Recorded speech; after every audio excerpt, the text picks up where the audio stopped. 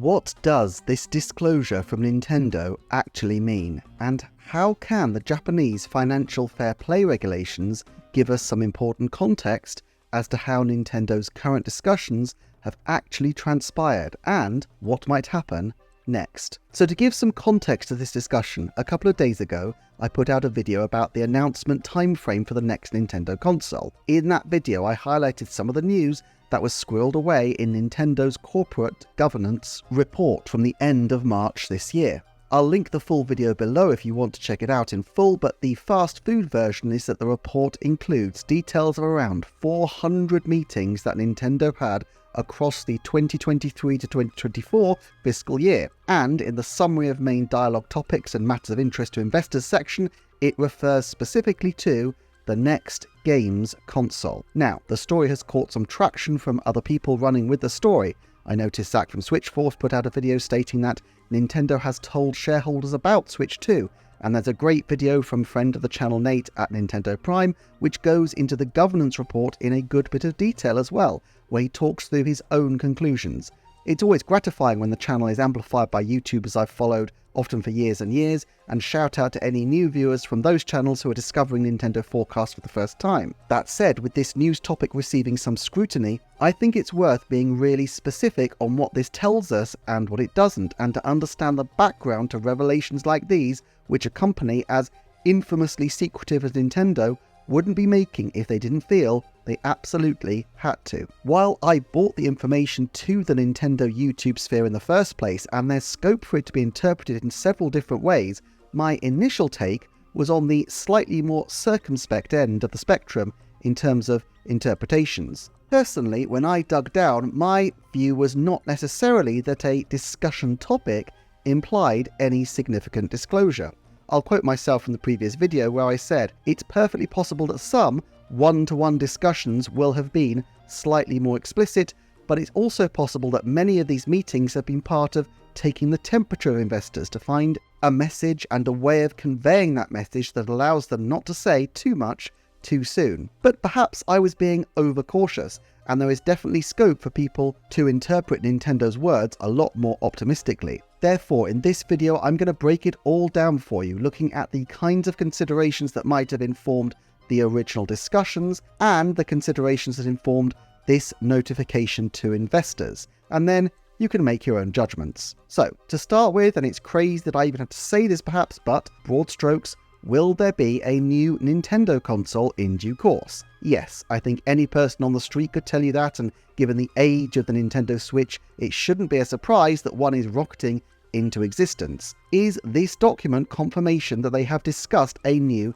Nintendo console? Yes, but the specifics of what those discussions look like and the amount Nintendo may or may not have disclosed is not really addressed in this document, and that's where we need a bit of background information. Here's the thing, 400 meetings across the financial year were not all about Switch 2. The year included Tears of the Kingdom, Super Mario Wonder, and of course the Super Mario Bros. Movie. Yes, the successor console is a major topic of conversation, a major area of concern for the company, but there would have been a whole range of discussions, including of course the diverse topics given in Nintendo's own list. We should also remember that any specifics of the next console would be extraordinarily market sensitive, and we'll come on to the implications of that in a moment. I guess what would help us here is if we had any example of the tenor of these discussions, any evidence of what might actually have been said on these topics. And as it turns out, we do. In fact, we've had it for months and months,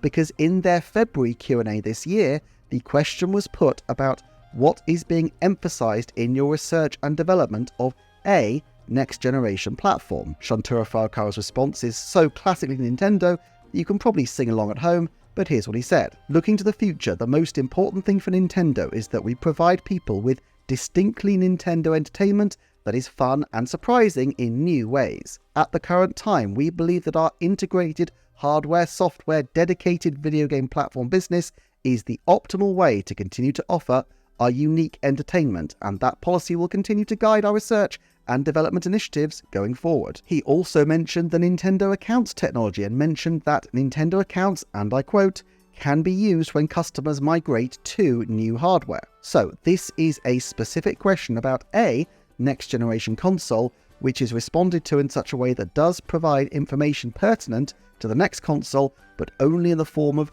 general mood music about surprising and integrating hardware and software. I should note that while I don't know Japanese myself, my understanding is that Japanese determiners, the and a and so forth, are quite different, and there is not a distinction between the and a in Japanese.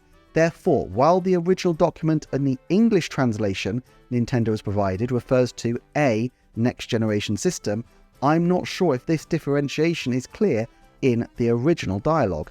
In fact, I could easily see A being the choice of an English translator at Nintendo with the interest of keeping any discussion of the next console sounding vague and distant. Indeed, the last time on record I can find Shantaro Furukawa specifically referring to the next console is a year ago on the Q&A around the May briefing. There he said, and the emphasis will be mine, I cannot say anything about a next generation platform at this time, but we are always working on various projects aimed at the future by asking ourselves what kind of fun proposal we can make which can possibly provide new and unique entertainment. I guess my point here is that if you can substitute the in place of a, it sounds a lot more definitive, and so the governance document talking about the next console also sounds definitive, but these documents are translations, and if you realise that the choice of the definite or indefinite article, the or a, is a translation choice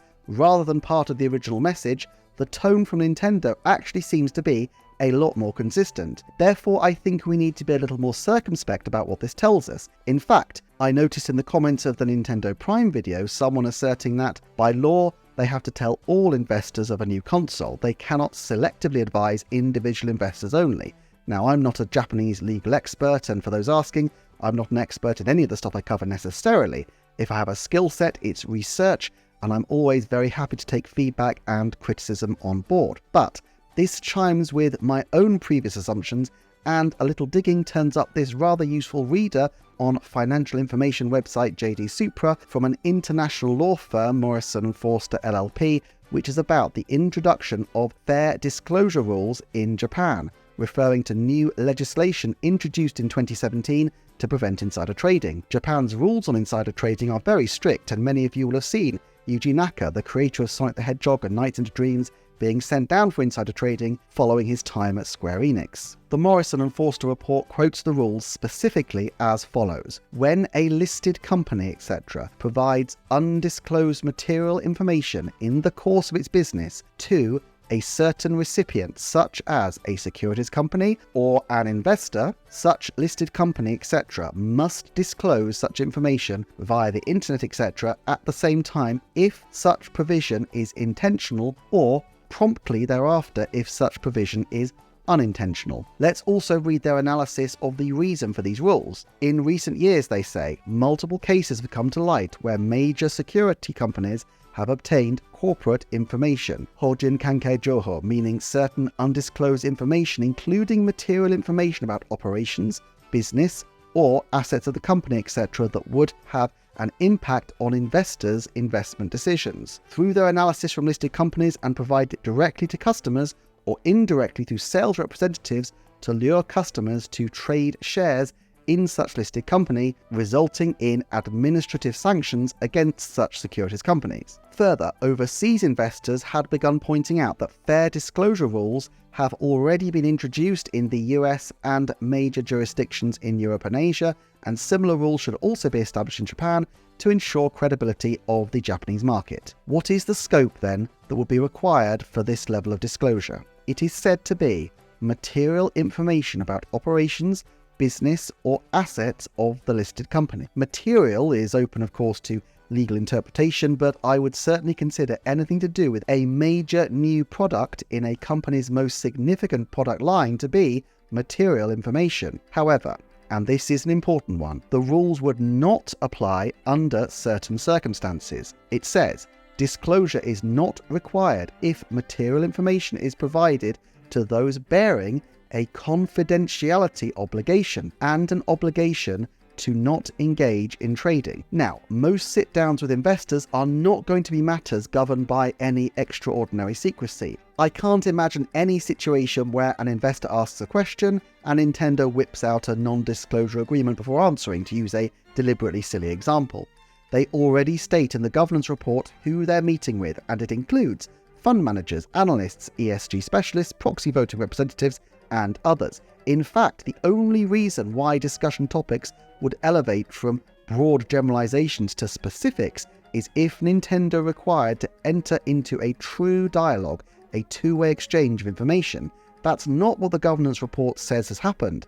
The reasons for the discussions are given as to further their, emphasis mine, understanding of the company. They're in this case referring to investors. So what is the extent of these discussions then? Could it simply be the case that people are asking about Switch 2, but Nintendo isn't actually providing any answers? Well, the document on JD Supra has us covered here as well. Material information does not include information that may have an effect on an investment decision when combined with other information, but would not have an immediate effect on an investment decision by itself, so-called mosaic information, e.g. information provided to visitors on factory tours or at business briefings.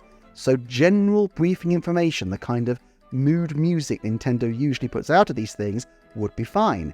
Even mention of a next console in general could be argued to fall into this category if it were in the context of something that would eventually come but was in no way specifically confirmed, though I'm sure Nintendo would have taken legal advice as to the phraseology they would be permitted to use to keep inside the scope of these regulations. Still, let's entertain the possibility for the moment that these discussions got more granular and information not currently available to the market about the imminence of a new Nintendo console was discussed with some investors, but not others. Something that under normal circumstances would not be allowed. Who would they discuss this with, and why, and what would that imply for their disclosure obligations going forward? I think that there are two groups of investors who Nintendo might need to discuss specifics of their plans with, but where the recipients would be under a confidentiality obligation and an obligation not to engage in trading. The first of these groups would be anyone involved in providing significant capital for a large business venture. This might include the Master Trust Bank of Japan, which owns 16.61% of Nintendo's shares, JP Morgan, the Custody Bank of Japan, the Bank of Kyoto, the Nomura Trust and Banking Company, and so on. Basically all the major shareholders of the company in the financial world. Of course, there is a potential conflict of interest that these companies have access to important information while owning additional shares, but maintaining that level of confidentiality would not be unprecedented for very large financial institutions such as these. On the other hand, we know that Nintendo keeps cash on hand. A lot of cash on hand. I've covered this in a separate video which I'll link in the card at the top and in the end of the video, but production of the magnitude of a new console goes beyond normal cash flow requirements. Setting up new production lines means all sorts of testing and secrecy and legal requirements and building up a goodly supply of stock months and months before they can actually sell it, and during a time where their existing console and game sales are on a downward tick historically. Also, they're not doing this in a vacuum. I've mentioned before, but you can't discount the relative value of the yen compared to other currencies. Nintendo is extremely exposed to global markets as their production costs rely significantly on exchange rates with China, Taiwan, Vietnam and other locations besides, while their sales revenue will be significantly impacted by the strength or weakness of, in particular, the North American and European currencies, those being huge markets for the company's products. Whenever I mention currencies, people come back with various hedging options that are available, and of course that is true, but there's no such thing as a free lunch, and locking in prices can work against you as well as for you. In routine business exchanges, these are part of the warp and weft of day-to-day transactions, but the transition to a new console is a unique event, requiring a build-up of a very large amount of stock on hand months in advance of release, against the backdrop of a changing market. So yes, they need to consult and they need to hedge, and it seems to me absolutely likely that the fund managers and major banks they've been talking to will be subject to some significant non-disclosure agreements so they can offer Nintendo the best up-to-the-minute advice on how to make this extraordinary generational transition. The other group of people mentioned in the list from the governance report as people Nintendo has been in discussions with is environmental, social and governance representatives. why those people specifically? As well as having general queries about Nintendo's business, I think that Nintendo may want to consult these people, particularly at the moment, for the environmental aspects of what they're about to undertake. Semiconductor manufacture is one of the most carbon-intensive industries there is, and the rules around carbon emissions are changing fast globally and in many different countries. If we assume that at this point the console is basically locked in conceptually, and they're just finalizing manufacturing details and arrangements prior to release, the 2023 to 2024 financial year was the last time they could really make sure the console was doing anything it could to mitigate its environmental impact. It's not just that it's morally right to make the product as environmentally friendly as possible, and it's not even that Nintendo's wholesome reputation could be damaged if it gets a reputation as causing unnecessary pollution. Being ahead of the curve on this kind of regulation is absolutely vital for production of a console which they would anticipate still being on the market potentially a decade from now. If laws came down the chute 4 years later that had a material impact on the production of the system, you could see shortages during what should be a golden sales period for the console, and the company would have to scramble to adjust its approach on the fly. My expectation is that as well as their internal teams being very thoroughly briefed on the issues around sustainability,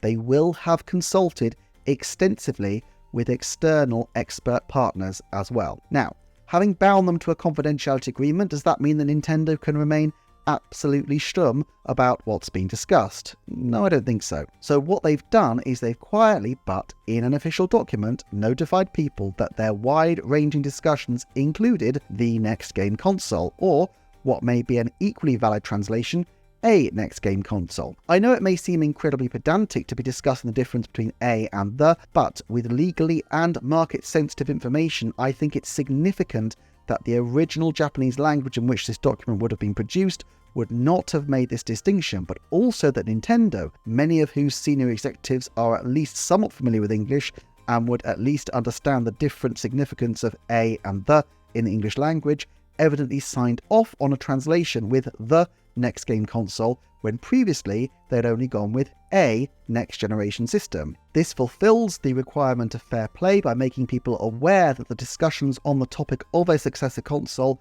are publicly referenced on what appears to be legally termed the website of the issuer. The reference in black and white in a document on their investor relations website for any investor to peruse at their leisure gives a big tick and job done to Nintendo's compliance team. Now look, the upshot of this is that we can't really say for sure what, if any, specifics were discussed during these investor meetings. It seems likely that some of these 400 discussions were a little more intensive than others, but all we can say for sure is that they are talking about their next console, and I would anticipate that any questions thrown at them in their forthcoming Q&A, they will be able to bat away with a by now very well rehearsed set of responses. Incidentally, if you're new to the channel and like these kinds of deep dive analyses, why not subscribe to keep up to date? It helps the channel a lot, and it means you'll be ahead of all the latest deep dives on a whole range of topics. Thank you as ever for watching to the end, and I will see you next time for another